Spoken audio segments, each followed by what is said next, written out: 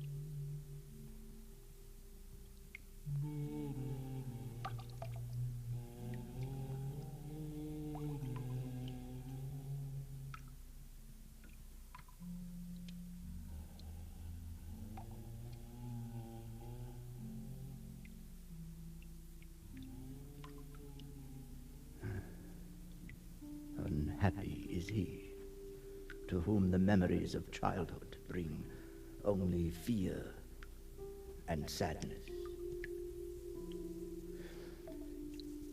I know not where I was born.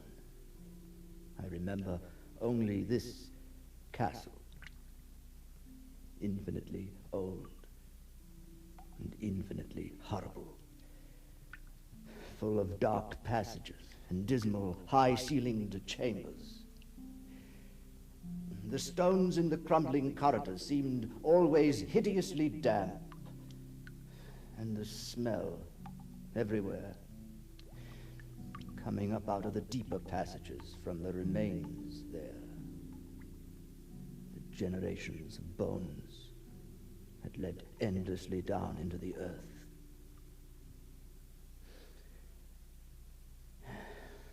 The light was a dim and uniform gray, throwing no shadows.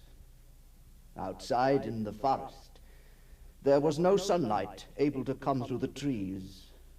The branches thickly interwove overhead, cutting out all sight of anything above. Except there was one black tower of the castle that reached beyond the trees. It rose up inside into a dark and inaccessible height. There was no stairway. It could not be ascended save by an impossible climb up the sheer wall, stone by stone. I must have lived in this place all my childhood, but I cannot measure the time. Someone must have cared for my needs. Yet I cannot recall any person except myself, or anything else alive. I think that whoever nursed me must have been terribly aged. My first conception of a living person was of something distorted, shriveled, decaying.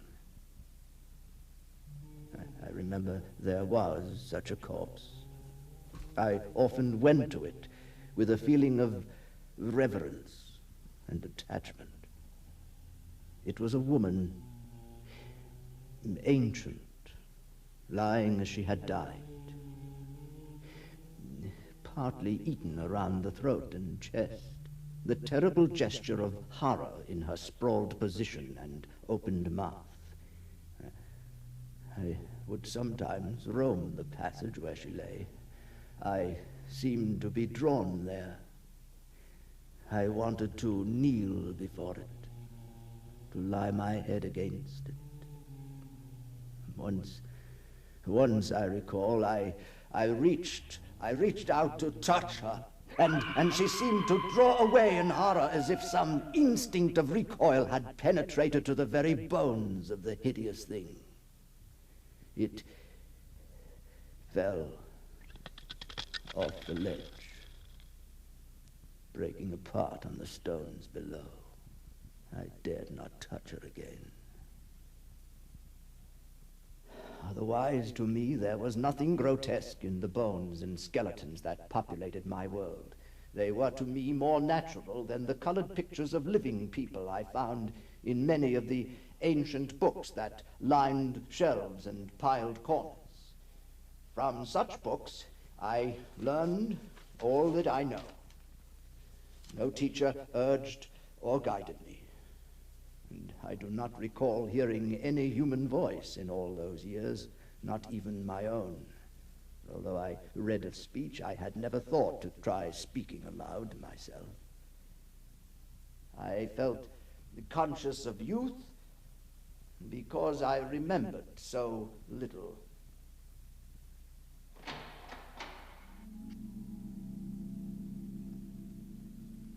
I'd wander outside by the moat, filled with a thick and stagnant water. I imagined it to be the great seas I saw in the picture books. I even constructed a boat, a toy boat, with masts, and set it upon the water, but the slime held it. It couldn't sail. I watched it slip through the surface, sinking slowly, inch by inch, down till it disappeared. Across the moat, under the dark, mute trees, I would often lie and dream for hours about what I read in the books, and would longingly picture myself there in the sunny world beyond the forest. So long, and now nothing will separate us. Nothing. The pictures would fade. They were not real. Oh, I wanted to make them real. I'd try to escape the forest. I'd run. I'd run, but the farther I ran from the castle, the more dense became the shade. The thickness filled me with a terrible fear until I forgot my search and turned back.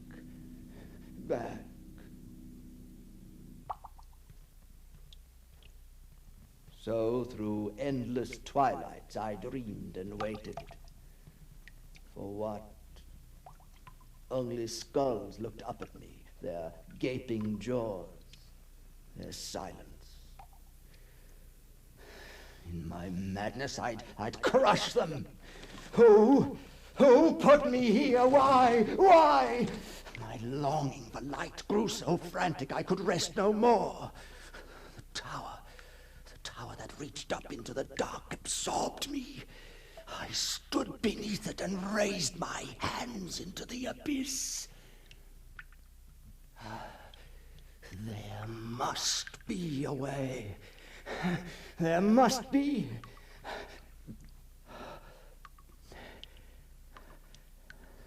I stood flat against the stones, grasping them.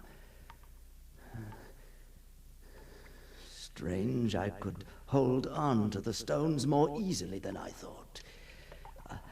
I pulled myself up, stone by stone, round the tower and up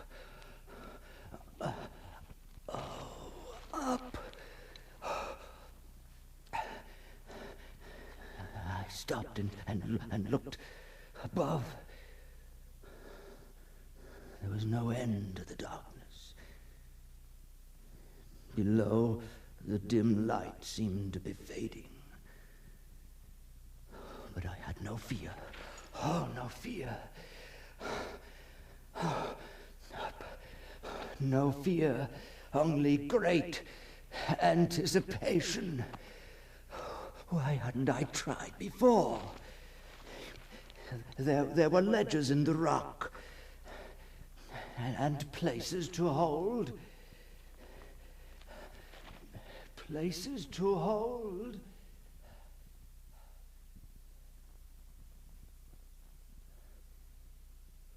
Hours later, I had reached the top.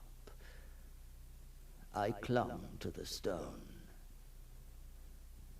my head against a roof, a stone panel that would lift. Oh, the climb had strengthened, not weakened me. Oh, it took mere effort now to brace my shoulders against it and push up and out from the wall. The effort, the strain was pure joy. It felt as if something else was working, some other thing in me that drew me out. I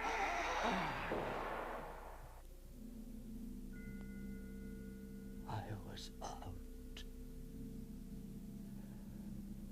The stone had fallen shut, but I had reached the outside.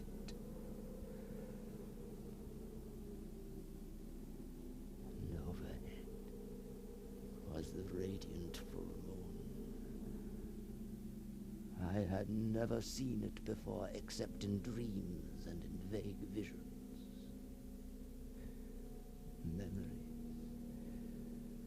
Ah, sweet light fell upon me like...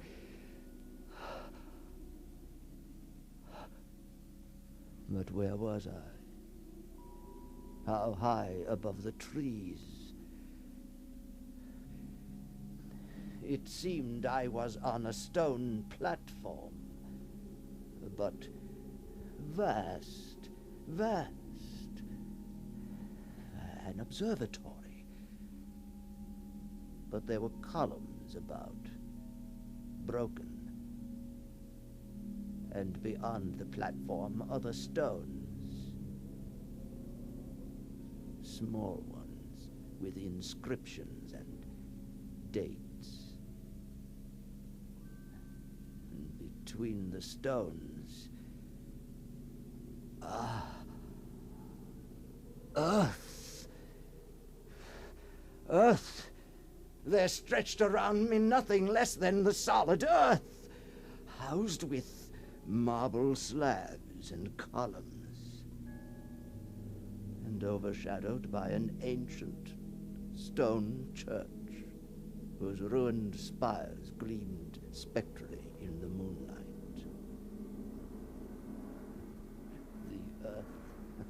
The earth. Was this insanity? Or dreaming? There was a familiarity. Oh, but no, this was the world, and I would go forth to meet it.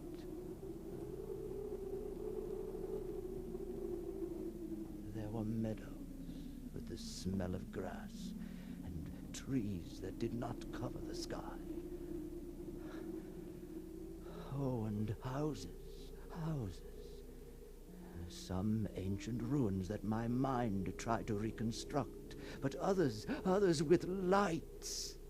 I could see figures inside. Lights. Oh, my mind played tricks. If I looked too long, the lights would fade. The figures melt away. The walls seem ancient, ruins. As if my own castle back there... No, I wouldn't. I walked on. I almost knew the road. On. In a direction. Yes. Inevitably in a direction.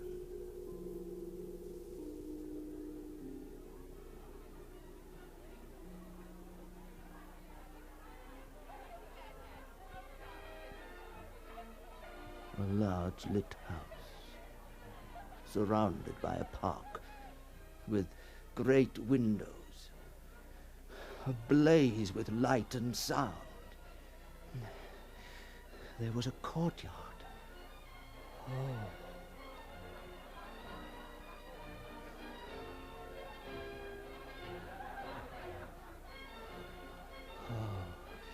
This was the world. Oh, how brilliant it was. How merry.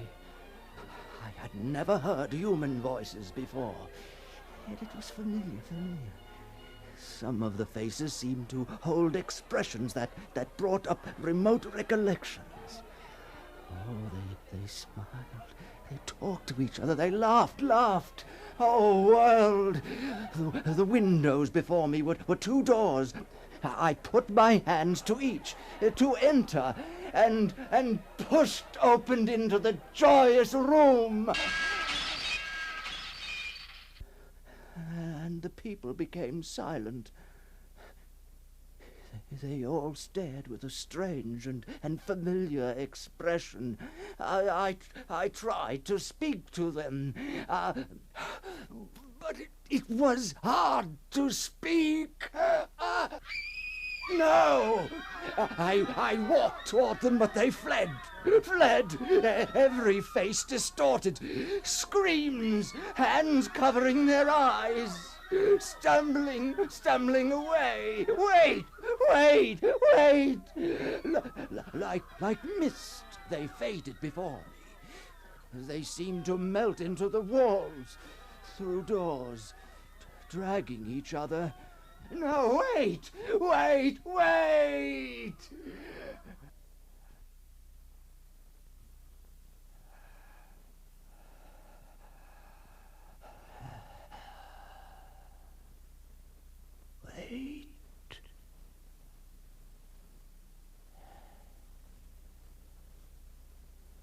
They had all been gathered before a wall, which now stood bare, with gilded designs bordering an archway, but the arch was glass, reflecting the room.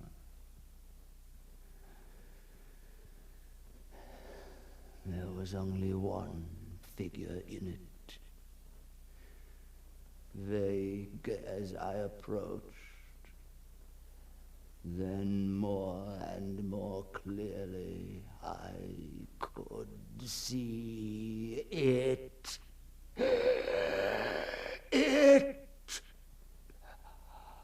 Compound of all that is unclean, unwelcome, abnormal, and detestable. The ghoulish shade of decay, antiquity, and dissolution. Dripping, putrid eidolon of some unwholesome revelation. The awful bearing of that which the merciful earth should always hide. It was not, or no longer, of this world. Yet in its eaten-away bony outlines I saw a leering, abhorrent travesty on the human shape. Mine, no! The eyes, as I approached, held mine open. I couldn't turn away. But I would wipe out the sight. I'd reach out. I stretched out my fingers to the abomination, to touch a cold and unyielding surface of polished glass. But it would yield!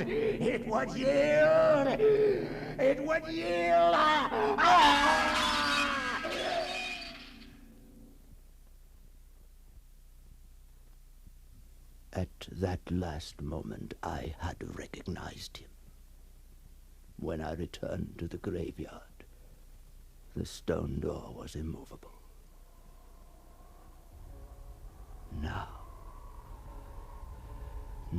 I ride with the mocking and friendly ghouls on the night wind, and play by day in the catacombs. I know that light is not for me, save that of the moon. Yet in my new wildness and freedom I welcome the bitterness of alienage, for I know always that I am an outsider, stranger in this century, for a time. A stranger among those who are still men.